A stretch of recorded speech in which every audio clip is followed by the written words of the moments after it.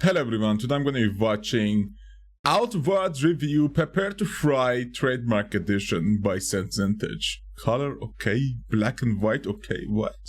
What is this game? 3, 2, 1, go. Hey people, Seth here. Today, I'll be playing a video game. Ooh, Usually, this looks actually really nice. Ever wanted to survive a Russian winter using nothing but jam and herbal tea, traverse the desert during the day in the holy month of Ramadan, and die of heat stroke because you forgot to wear your turban, or lose private property to the state because the state finds you guilty of being alive. Welcome to Outward, which came out in March 2019. Could have fooled me because it feels like it came out of early access in March 2020. I'm kidding, Jean. It's actually pretty great, unlike French Canada, which refuses to join the 21st century. In Outward, you run hundreds of miles while not moving at all in real life, but also you play a shipwreck survivor in a relatable setting. You're broke, you're hideously deformed, and you're about to be homeless. As such, there's no better time to explore the mysteries of a great wide world, which is filled to the brim with experience. As such, there's no better time to explore the mysteries of a great wide world. Oh my god, he's using his fit to pick luck or something? Which is filled to the brim with experiences and adventures you won't forget. Or, in my case, you're gonna step out the front door of your village, get assaulted by goons, and get pressed into a life of heavy labor in the coal mines, where the dominant government is a strict meritocracy, standing by the noble principles of you don't work, you don't eat. Also, we got free drinking water. Drinking the tapeworms inside it is completely optional. There's a lot to do in this game.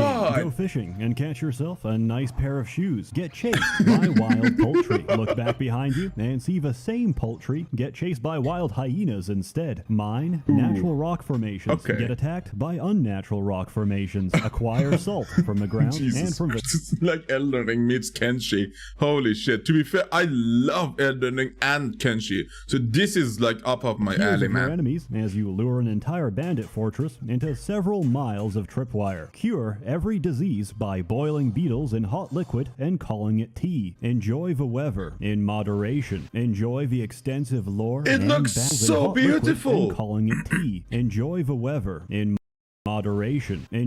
Look, it looks so pretty, man. It looks so beautiful. Enjoy the extensive lore and backplot. Just kidding, there's almost none. Enjoy dying in the hallowed marsh because you accidentally clipped out of a collision box. Hope you didn't start the game on hardcore because there's a 1 in 5 Russian roulette gamble that your save game just got permanently deleted. Pick up a bow and quick scope your enemies. Remember to crouch so they don't see you. Don't worry, every enemy has to spend 1 spinal injury to process what's going on. Then they use the second arrow embedded in their chest to calculate the directional velocity vector of where those arrows might be coming from. Realize that enemies are pretending to be dead. Why else does this chicken keep screaming each time I beat its corpse? Explore new and amazing cave systems. Fun fact, they're pitch black and you can't see shit. Better pack a torch, strap a lantern to your pack, or better yet, light a campfire every 10 meters to trace your way back, because there's no map in the dungeon. There is a map of the area, but there's no magical GPS to tell you where you are. You gotta figure out your location and orientation using landmarks and natural geography. Let's say I need to head back to town, but where is town? Oh right, it's northwest of a gigantic screaming pylon. Go camping, get stabbed inside your own tent. Take the eco-friendly option and grow your own biodegradable tent. It's more expensive, but hey, it's better for carbon emissions. Go to bed, get stabbed anyway. Go camping. Campfires. What does the campfire give, like a buff or something? Because somehow there's no law against vagrancy in the market square, or against setting up bonfires, cooking appliances, and even a miniaturized meth lab in the middle of the street. The legal system in this game could use some work. There's also a lot you can't do in this game. For a start, you can't level up. There's no leveling in this game. The same 4 bandits on a pick-up.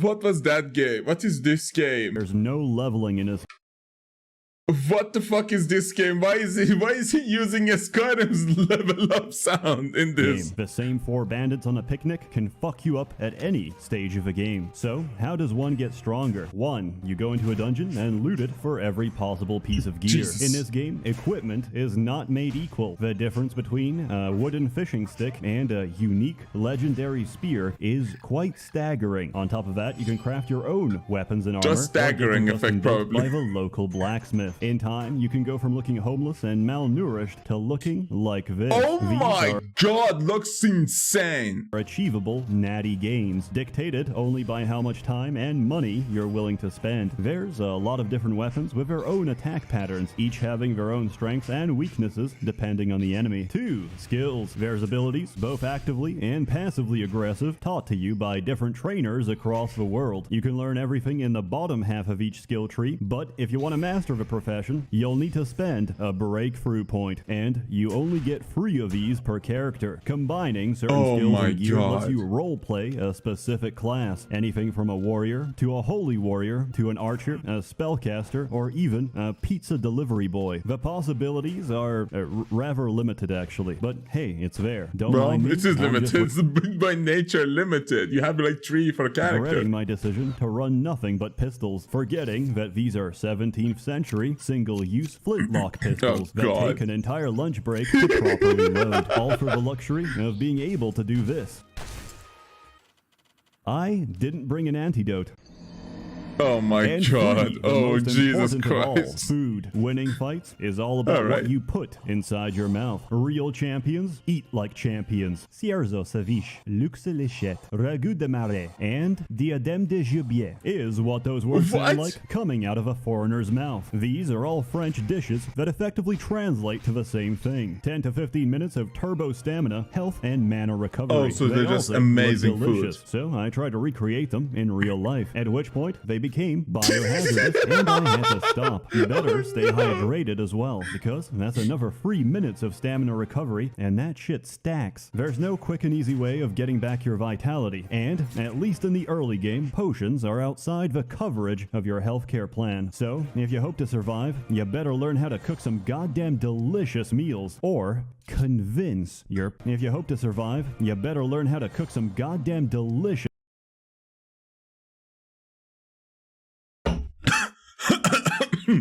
Jesus Christ. I mean, that's gonna be soon. A famine is coming. Meals, or convince your partner to do it instead. Also, losing your health and stamina will slowly burn it for the rest of the day, which means the longer you exert yourself, the weaker you become. There's only 2 ways about this: sleeping and drinking fuck tons of tea, which is a temporary solution at best, since Monster Energy will only be craftable in the upcoming expansion. For now, there's no such thing as caffeine. The safest option is sleeping in town, but more often than not, you'll have to camp in the wilderness or at the But wait, you're making tea. Most teas have caffeine in it. A small amount, but they still have caffeine. Bottom of some disgusting pit with no natural sunlight, which most of us refer to as miscellaneous dungeon number 7. That what disgusting the fuck pit was with that? No natural sunlight, which most of us refer to as miscellaneous dungeon. Today's episode is sponsored by YouTube Super Thanks, and of course YouTube's memberships. Join it if you can. The Super Thank is right of the share button down below. And of course, if you can't give any monetary amount to the channel, just whitelist it on your ad block, and that helps a ton. Thank you. Let's get back to the video. Jesus, how the fuck do you walk? Okay, there is a pot there and there are some dishes. Alright, I mean, not everyone has like 100 square meter fucking room. So this is acceptable. Just like, if I was there, I probably would like move a bit, like move the things a bit. Like at least throw some of the trash out. That is too much. That is too much. These are the people who like stalk VTubers and stalk like real-time streamers and just make their lives miserable. These are those people. Don't be one of those. Don't be one of those. 7. That may sound spooky until you realize high-quality tents give you even more obscene stat bonuses, and getting ambushed is just free money. Outward is an open-world RPG, which really focuses on the open world Delay and attack. vaguely remembers What the fuck? that role-playing has something to do with fashion. Outward takes place during the Old Testament, and as such, besides paying your blood debt to a Okay, on the topic that he just said, that's so fucking important for you to realize. and vaguely remembers that role-playing has something to do with fashion. Yes, it does. It absolutely does. So every game that you have to pay for cosmetics and then pay for the real entry to the game, like a retail $60, is fucking you in the ass, and they should stop that. Selling cosmetics in a paid to enter game is absolutely atrocious. You need to be able to gain any kind of cosmetic stuff in the game if you want to, and you need to have the ability to do that. It takes place during the Old Testament. I want to look cool in besides a paying fucking your blood RPG. debt to a dysfunctional tribal society. Oh God. It doesn't give you much reason or motivation for doing anything. Just collect berries, make jam, reproduce, and die. If you keep your house, there's no more payments. If you don't, then just progress the story. Spoiler, you get back at your tribe anyway. What's that? A group of local warlords are planning to invade, and they're gonna teach everyone living here the meaning of the word gaping hole. I am incredibly invested in securing the future and livelihood of this backwater fishing village. However, I was too slow. Shame on me for packing 50 kilos of Weetabix. My home is destroyed. What a sad loss of life. Holy shit, also, everything's I don't literally owe money dead. anymore because everyone is dead. This game has a hard time making me give a shit about the plot You or lose any some, of you the win some. characters. The entire story is told to you through several lines of dialogue. I've read erotic fan fiction with a higher word count than this entire game. The dialogue is voice acted, but voice acting is expensive. Hey, ever since Quebec left Canada, you can't call it a street anymore. It's a fucking war zone out there. And getting a voice actor alive into city limits with most of their limbs still attached, that's not happening. You're not going to survive a first dead zone without a paramilitary escort. And that's a cost the studio can't afford. Which is why they voice act the first 5 words in a sentence and stand around silently while you read the rest. Listen, most visual novels do the same. Most visual novels don't even pronounce the first few words. They just don't. And you just enjoy them. As long as they moan enough in the hentai sections and like the animation, it's gonna be fine. Not like it makes a difference, because there's only 5 voice actors in this entire game, who are incredibly talented to be able to vocalize so many different, unique characters. Who could forget the blacksmith? What can I do for you? Who is genetically identical to every other blacksmith ever So conceived. bad. Want to buy something? What Oh God, why is it so raspy? can I do for you? Want to buy something? Whether naturally or by cesarean, the dude Yeah, okay, that's a bit who chilling. sells fish. Greetings, friend. Farewell, my friend. Oh, love And of him. course, Cyrene, who prefers the crispy, smooth texture of Lucky Strikes. What's her secret? It's toasted. Literally a fucking heavy To smoker. truly appreciate the voice acting, I recommend going to the settings and putting the volume to 0. There is replayability to the Thank story. you. In a sense, you can choose between 3 different factions. The same people who try to repossess your private property, the Holy Mission on a jihad against corruption, and the Sand People on a jihad against anyone who wants their oil. Can I be very blunt for a second? Each faction has a quest line. This is 4 missions long, and one of these is the same final quest with a different coat of paint. Are you fucking kidding me, man? Skyrim had better fucking faction. I mean, side faction and like main factions are so different. But people were actually complaining. Me too. I hated that too. The fact that there was no decent ranking system or like mission system in Skyrim, unlike like Oblivion. So I understand that. Neither in Fallout 4. Like, because in New Vegas, there was like ranking system to some degree.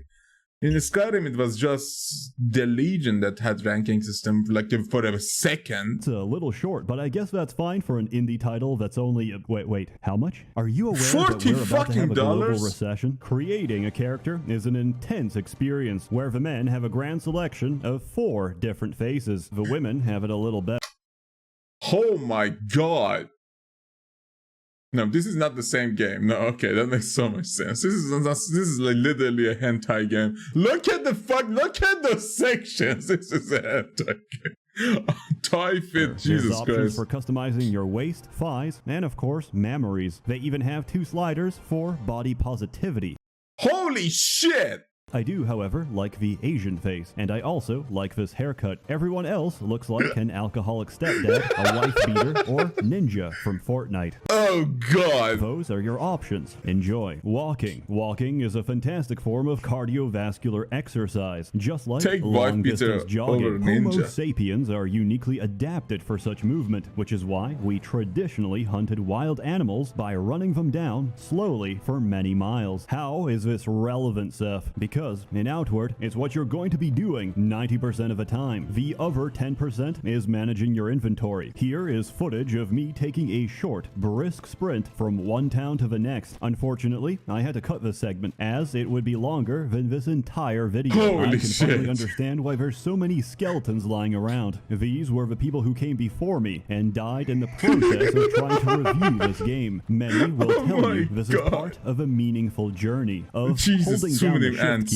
Many will also tell you this is why there's no fast travel, because this is a game for hardcore gamers. However, nothing in this game can actually outrun you. You can safely ignore everything and auto-run to your destination. And there is actually an unconventional form of fast travel in this game. It's called throwing yourself down a mountainside and breaking your legs. You see, when your legs explode, they will instantaneously warp you to the nearest town. If you can't find a cliff, there's a second form of fast travel in this game. It's called swallowing a cyanide pill. This is a form of speedrunning discovered during the Nuremberg trials and has virtually the same effect. In this game, oh my god, what the fuck, dude? you don't really die. You have defeat scenarios, which is one of several random events that occur instead of death. These are unique to each area and depend on the circumstances of your untimely demise, but they didn't account for people intentionally dying as a means of teleportation. If you don't, can't, or won't use such exploits, then I recommend speed hacking instead. You might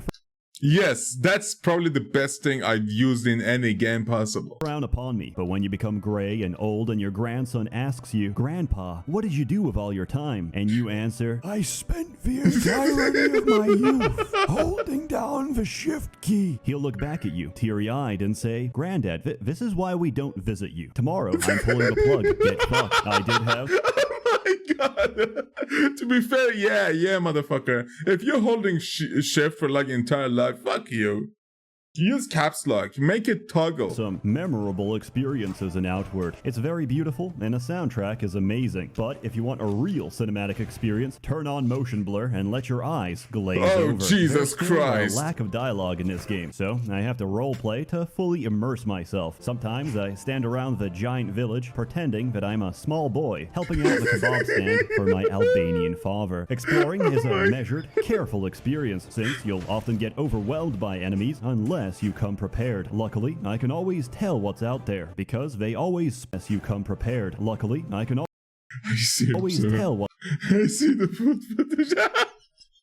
what's out there, because they always spawn into existence T-posing in the middle of the sky. I find this very entertaining. In this game, there's no such thing as over-prepared, only the fine line between survival and death. I took that advice to heart, and I've never actually seen a boss fight in this entire game. All I could ever see was a fade to black, followed by the sounds of multiple explosions. You see, most of the skill trees are generally interesting, but then there's Rogue Engineer, which lets you do this. I have spent the entirety of my game time breaking the game with pressure plate traps. As such, I have no idea how combat works. I only know how many pressure plates are necessary for each encounter. You can't put pressure plates in imagine a boss layer and kill a nigga with that? The answer to which is, how much space do you have? I did hear people call combat clunky, and I sympathize, because the range on those fucking daggers is about the length of a toddler's arm, so I really recommend using two-handed weapons instead. They swing harder, but most importantly, they swing wider, so you're more likely to clip something in the face, even if they're dodging. Oh yeah, this game's got a great combat system, because it's broken. There's nothing to explain, except don't get hit, or you'll get stun locked and die. It's pure cheese, and the same works on your enemies. You smack them hard enough until they fall, and then you beat the shit out of them as they try to get up. For this reason, engaging multiple enemies is same risky. As Elden Ring. It's better to try and pick them off at a distance, kite them into tripwire, or just hit them between loading screens. I hope you bought an SSD, because this game takes a while to load. Remember, in Outward, there's no such thing as fair play. If it works, it's a valid means of achieving your goals. There's nothing dishonorable about impaling your enemies and running away while they bleed to death. They're also easily distractible. Well, yeah, it's one of the most effective weapons to be your legs, which you can use to lure bandits into death traps. As their friends get ripped apart by the local wildlife, you can jump in and loot the bodies for monetary gain. Some enemies, however, don't respond well to physical assault. In this case, you smear caviar on your Kleenex tissues and kill them anyway. When might fails, magic prevails. Caviar on your Kleenex tissues.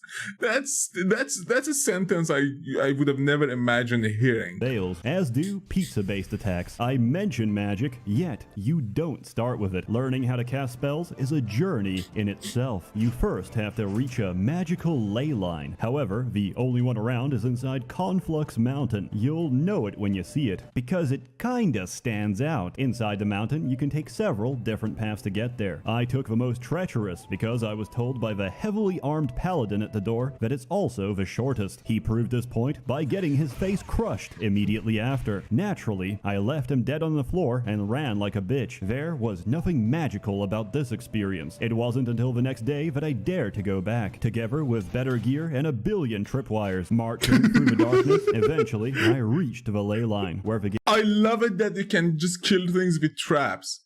Like, no other games usually does that. Like, yeah, Skyrim has runes that you can place, but like in Elden Ring or Kenshi has some stuff too. You can set traps, but like not as extensive at this season like here right now, because you can like kill bosses with them. Game offered me the ability to use mana. It's my dungeon now. A permanent sacrifice of my health and stamina. At such generous exchange rates, how could I say no? After all that preparation, hardship, and the trauma of seeing a man get ripped apart in front of me, I got the ability to cast this piece of shit. Have I been scammed? No, not at all. Well, maybe I got the ability to cast this piece of shit. Have I been scammed? No, not at all. Well, maybe. But the sacrifice is permanent, so let's just accept that I made a mistake. In this game, spells are useless on their own, but combined together become incredibly potent. If I first inscribe a sigil of fire on the floor, which requires the use of expensive reagents, any spark I cast turns into a fucking fireball. Holy shit. You can learn a bunch of unrelated spells only to find out their synergy much later. For example, I never understood the point of Reveal Soul until I realized it also works with spark. Goodbye mana potions. Hello, consuming a dead man's soul for free mana. Holy and when I don't want to shit. consume, I cast Conjuration and enslave him to be my undead follower. If I get into rune magic, the runes do nothing, but when two are strung together in sequence, produce different effects. If I train on to learn arcane syntax, I get to use the more powerful 4-word sequences instead. Or if I join the Cabal of Wind, I can summon a Sigil of Wind, provided I've activated the regional totem, because the 5 winds won't listen if they don't know you. Inside, sparks become thunder. What? Conjuration cooks the area, and any bullet I load into my pistol turns into this. Now, there is a problem with this system. There's a lot of abilities, a lot of skills, many of them which can and should be combined because that's what we're told to do. It's what the game encourages, but you can't. The reason for this is you only get 8 quick slots. That's a grand total of 8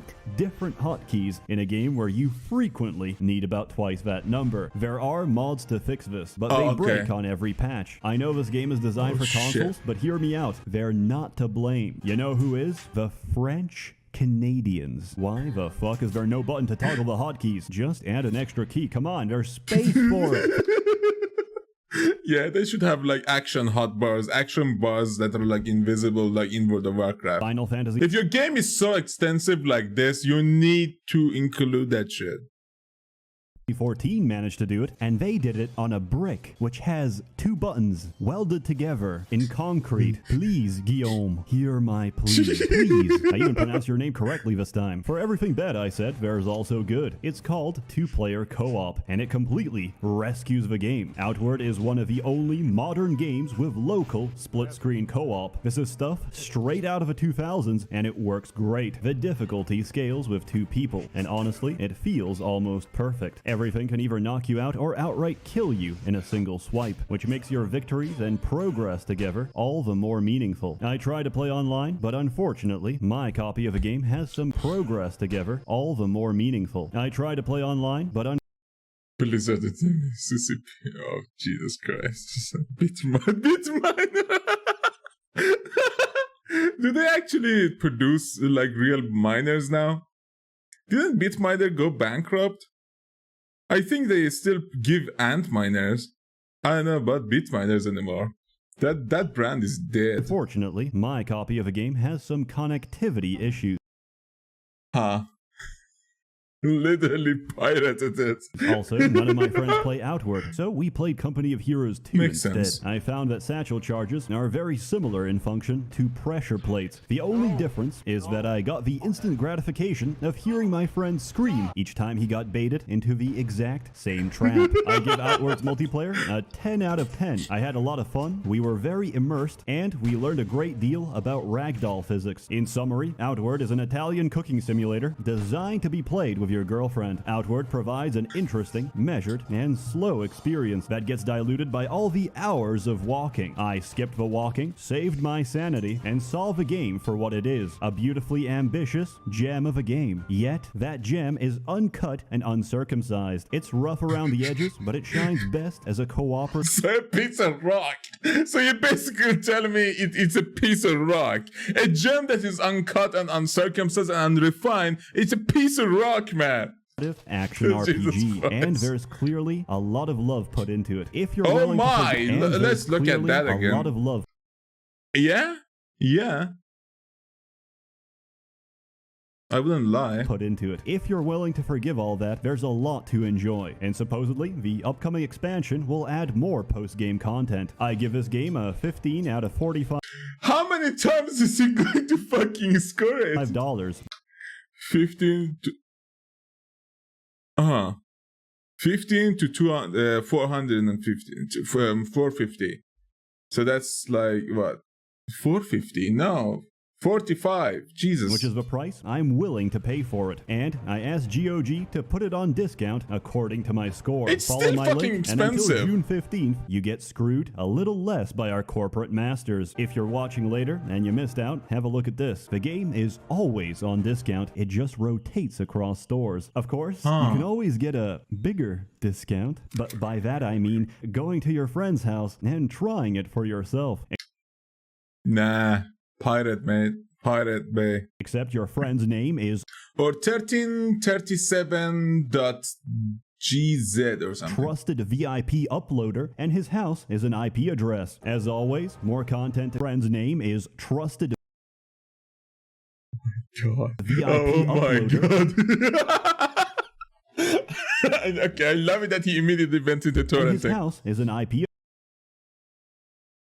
All the seeders. Whoever who seeds for the poor people to be able to download, shout out to you. You're amazing. Address. As always, more content to come, so stay tuned. A warm thanks to the many members of the Merchants Guild generously funding and bankrolling these videos. You're all truly wonderful. Have a good one. Okay, listen. This game actually looks amazing. I don't know if they're going to finish it or like it's gonna be actually good.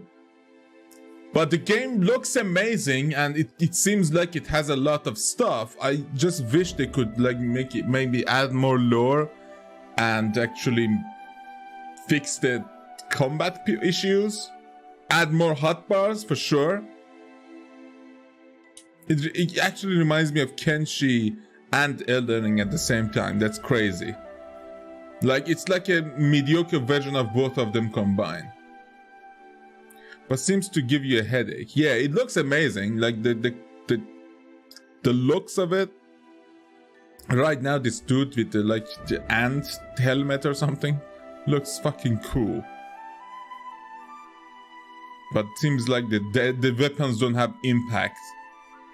Because in Elden Ring, every weapon has a very huge impact. Like, you can feel the weapon being powerful, even if it's just like a mediocre axe. Man. Is that his face, or is that like a helmet? Ow.